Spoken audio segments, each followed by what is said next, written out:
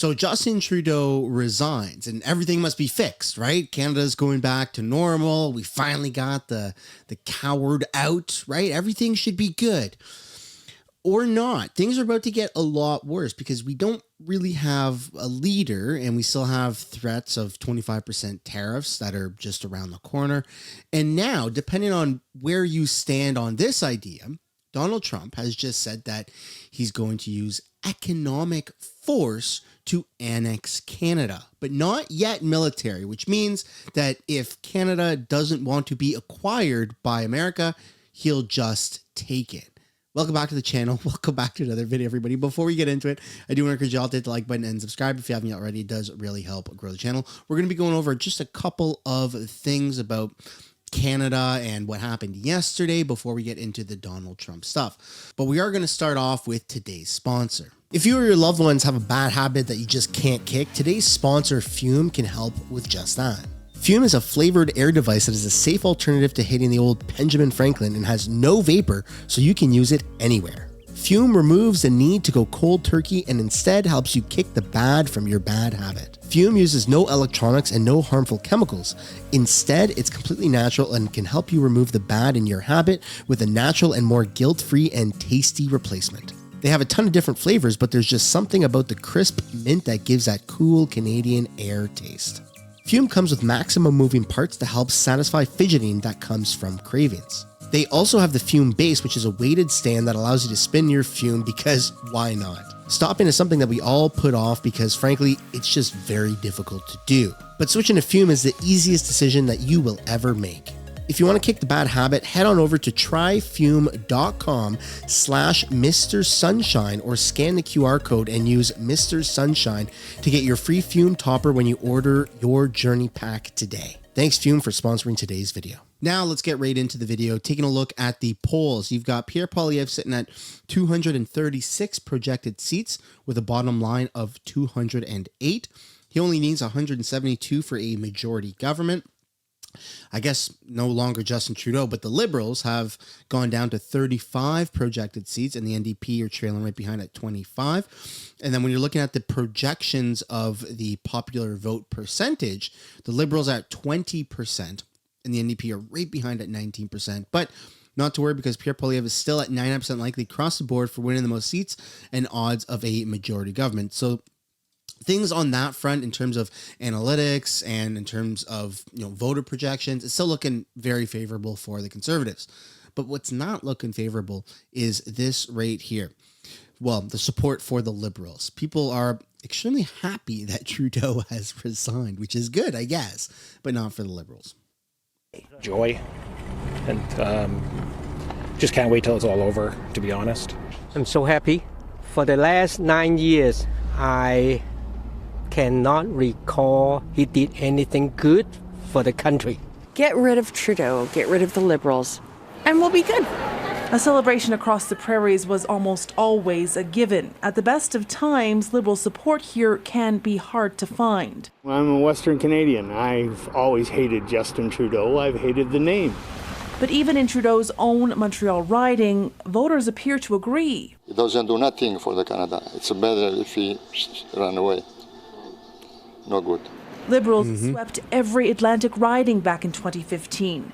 In 2025, I'm looking forward to a new head of the Liberal Party so I can actually vote for them instead of swapping to the NDP or something. I think the Liberal Party's cooked.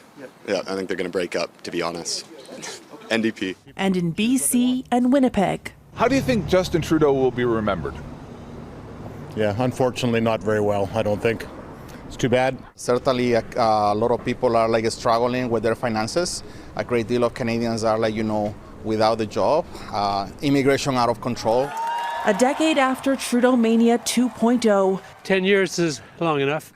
Canadians appear ready to turn the page. I mean, the most ideal outcome from all this would have been an election. And this is something that, unfortunately, Jagmeet Singh, the leader of the NDP, blocked 3 freaking times. And so now we're faced with someone who's going to replace Justin Trudeau and going to add more numbers, better polling for the Liberal Party. And that's a very dangerous place to be in. So by all means, celebrate the fact that Trudeau resigned. It's phenomenal. But also keep in mind that whoever replaces him is going to do better than Justin Trudeau. But here you have Alberta Premier Danielle Smith, who had this to say about Justin Trudeau's resignation. Been calling for an election, whatever internal dynamics the Liberal Party has to go through to get to that point is kind of up to them. But I would have preferred today to see an election call, because I don't think 2 months delay is going to make any bit of difference to how Canadians are looking at this administration. Why do we need an election? We need an election so that whoever is in the chair has a 4-year mandate. And so when we go to negotiate with the United States, there's some certainty about who the players are going to be at the table. So I'm a bit disappointed that we didn't get an election call today. I think that would have been the better outcome, and it would have allowed for the Prime Minister to go to the public and see whether or not they support his agenda of the last number of years. I think the polling results suggest that's not the case. So we're putting this forward, hoping that it becomes a topic of discussion through the leadership race as well as through the general election. We want a willing and supportive partner with the federal government. It would certainly be nice to have a federal government that wasn't looking at ways of continuing to shut down production and stand in the way of this kind of progress. And so optimistically, we hope whoever emerges successful when this is over is going to be able to keep pace with the kind of production we want to do in Alberta. I would support another political party, as you probably are not surprised to hear. But in the interim, I would hope that we have some stability in the voices that are at the table. Dominic LeBlanc has now been down to Mar-a-Lago. He's continued his relationships with the individuals he met there. He has an established relationship with all of the premiers. And so having at least that continuity in the interim, I would hope that we would be able to see. But I'm looking forward to the next Prime Minister being somebody who will support our aspirations to double our oil and gas production, remove the carbon tax, make sure that we do not have an emissions cap on production, which we know is a production cap, get rid of net zero vehicle mandates by 2026, get rid of net zero power mandates, stay in their own lane. So those would be that's my wish list of whoever happens to be the next Prime Minister. Yeah, that you're not going to get that from Liberals. You're going to get that from Pierre Poilievre. But unfortunately, Pierre Poilievre is at the right time for him to be Prime Minister. All the stars are aligning for Pierre. But Trump has his eyes set on Canada. And that clash is not something that I think anyone wants to get in the way of. Everyone who's tried to get in the way of Trump has been absolutely steamrolled. Now, I'm not suggesting that we be acquired by Canada. What we're about to take a look at by America, sorry. What we're about to take a look at is we may not even have a choice. Donald Trump is saying he's just going to take Canada. Let's take a look. Mr. President, if we were to work under the assumption that you're serious about making Canada a 51st state of the United States, the leader of the Conservative Party in Canada said, under no circumstance will it ever be the 51st state. Maybe he won't win, but maybe he will. I don't. Points, you had suggested. Listen, I don't care what he says. But Sir Lopez, you said you were considering military force to acquire Panama and Greenland. Are you also considering military force to annex and acquire Canada? No, economic force, because Canada and the United States, that would really be something. You get rid of that artificially drawn line, and you take a look at what that looks like, and it would also be much better for national security. Don't forget, we basically protect Canada. But here's the problem with Canada. So many friends up there. I love the Canadian people. They're great. But we're spending hundreds of billions a year to protect it. We're spending hundreds of billions a year to take care of Canada. We lose in trade deficits. We're losing massive. We don't need their cars. You know, they make 20% of our cars. We don't need that. I'd rather make them in Detroit. We don't need the cars. We don't need their lumber. We have massive fields of lumber. We don't need their lumber. We have to unrestrict them because stupid people put, restrictions on, but I can do that with an executive order. We don't need anything they have. We don't need their dairy products. We have more than they have. We don't need anything. So why are we losing $200 billion a year and more to protect Canada? And I said that to as I called him, Governor Trudeau, I said, listen, what would happen if we didn't subsidize you, if we didn't, because we give them a lot of money. We help them. As an example, we're buying icebreakers, and Canada wants to join us in the buying of icebreakers. I said, we don't really want to have a partner in the buying of icebreakers. We don't need a partner. But no right. Nope, no right. Here's what we have. We have a right not to help them with their financial difficulties because we owe $36 trillion too. We're going to start knocking it out pretty fast, but we're going to be able to do it because of energy and other things. But no right. No right. But why are we supporting a country, $200 billion plus a year? Our military is at their disposal. All of these other things, they should be a state. That's why I told Trudeau when he came down, I said, what would happen if we didn't do it? He said Canada would dissolve.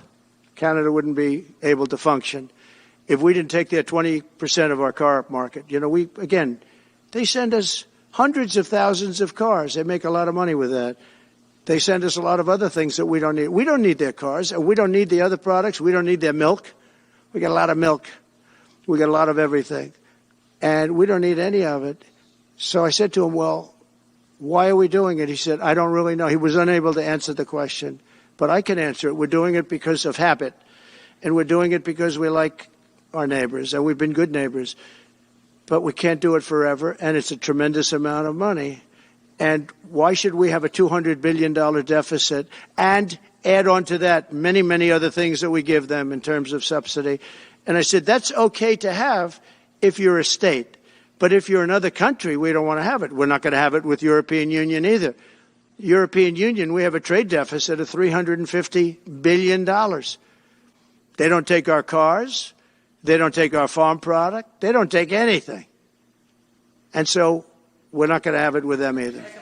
So I made a prediction that at the next Canadian election, when it comes time to vote, people are going to be voting with their paychecks. They're going to be looking at their bank accounts and going, what could work and what hasn't been working. And that's how people are going to make an informed decision when it comes time to vote. I never zoomed out at Canada and thought, what's it going to look like for the rest of the world? Because now the world is in a lot of debt. Every country has a shit ton of debt, and everyone is kind of relying on America to help subsidize or pay for a lot of that debt. Well, America is going through their own process of reviewing their finances, and they're figuring out that, hey, we got a lot of these extra finances here that it's not really that profitable in terms of us in Canada. And so now we're in scary territory where it doesn't matter what Justin Trudeau says. And I don't even know if it matters what Pierre Poilievre is saying. Now, look, I'm a big Pierre fan. Of course, I'm a big Pierre fan.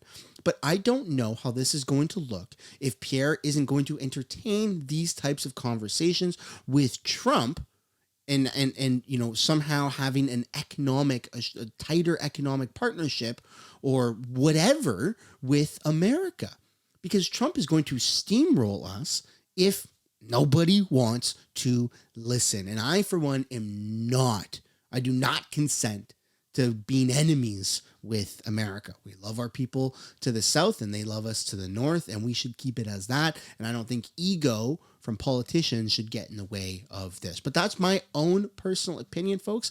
I would absolutely love to know yours. This is the end of the video. I want to thank you so much for watching. I also want to thank Fume for sponsoring today's video. I'll see you guys in the next one. Bye for now.